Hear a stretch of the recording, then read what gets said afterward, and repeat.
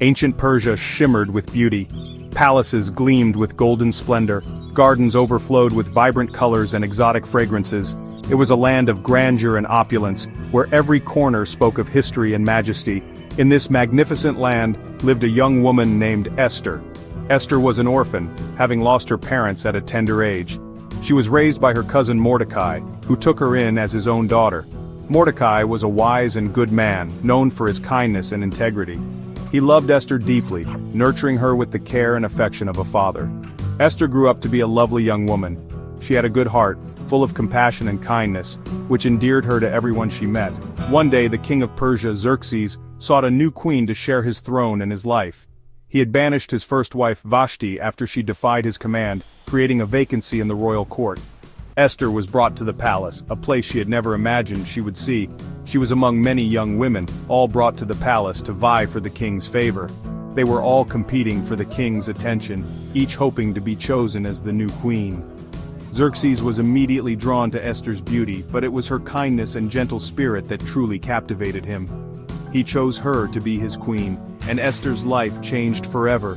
She was crowned in a grand ceremony. She was no longer a simple girl from humble beginnings. She had become the most powerful woman in all of Persia, with influence and authority. Yet, despite her new status, she kept a secret close to her heart. She did not reveal she was Jewish, as Mordecai had warned her that it was not safe to do so in the palace. Life in the palace had its dangers. The grandeur and opulence masked the lurking threats that could strike at any moment. Mordecai, wise and watchful, often sat at the palace gates. He was a man of great insight and vigilance, always observing the comings and goings. He was a protector, even from afar. His presence was a silent assurance to those who knew him. One day, he overheard a plot. The whispers of treachery reached his ears, and he knew he had to act. Two of the king's guards planned to kill Xerxes. Mordecai acted swiftly. He reported the treachery. The guards were seized. The king was safe.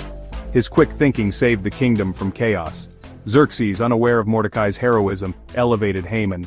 The king's decision would soon cast a dark shadow over the palace. He was a proud and wicked man. Haman hated Mordecai. His heart was filled with malice and envy. Why? Because Mordecai refused to bow to him. He saw Haman's wickedness. Mordecai's defiance was a stand against evil. He would not show him respect. Haman fumed. He craved revenge. His anger was a consuming fire. His anger burned not only for Mordecai, it was a deep-seated hatred. It spread to all Jews. Haman's wrath knew no bounds, and his sinister plans threatened an entire community. Haman devised a wicked plan. He went to Xerxes. He poisoned the king's heart with lies. He spoke of the Jews. He said they were dangerous. He convinced Xerxes to sign a decree. This decree ordered the death of all Jews in Persia. Mordecai learned of the decree. He sent word to Esther. She was horrified. She had to act, but approaching the king without being summoned was forbidden. It could mean death. Esther was afraid, yet she knew what she had to do.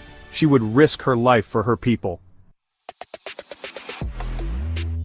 Esther fasted for 3 days, abstaining from food and drink, seeking divine intervention in her time of need. She prayed to God for strength, wisdom, and courage to face the daunting task ahead. Then, she dressed in her finest robes, preparing herself to meet the king, knowing the risk she was taking. She approached the king's throne room with a heart full of trepidation. Her heart pounded as she walked towards the large, ornate door. Xerxes saw her. He held out his scepter, a sign of his favor. He welcomed her into his presence. He asked, "What is it, Queen Esther? What is your request? Even up to half the kingdom, it shall be granted to you." Esther was eloquent and brave. She revealed Haman's treachery and exposed his plot to annihilate her people. Xerxes was enraged. He ordered Haman's execution. The decree against the Jews could not be revoked, as it was sealed with the king's signet ring. But Xerxes allowed Esther and Mordecai to issue a new decree, giving the Jews the right to defend themselves against their enemies. It gave the Jews the right to defend themselves, to stand up and fight for their survival. The Jews triumphed over their enemies. They were saved from destruction and celebrated their victory. Esther's courage, her unwavering faith, saved her people from certain doom. To this day, Jews celebrate Purim, a festival of joy and remembrance. It is a time of feasting, joy, and giving thanks for their deliverance. It is a reminder of Esther's bravery and the power of standing up for what is right. It reminds us that courage can overcome fear and that one person's faith can change the course of history. It shows us that faith can move mountains and that with determination and belief, anything is possible.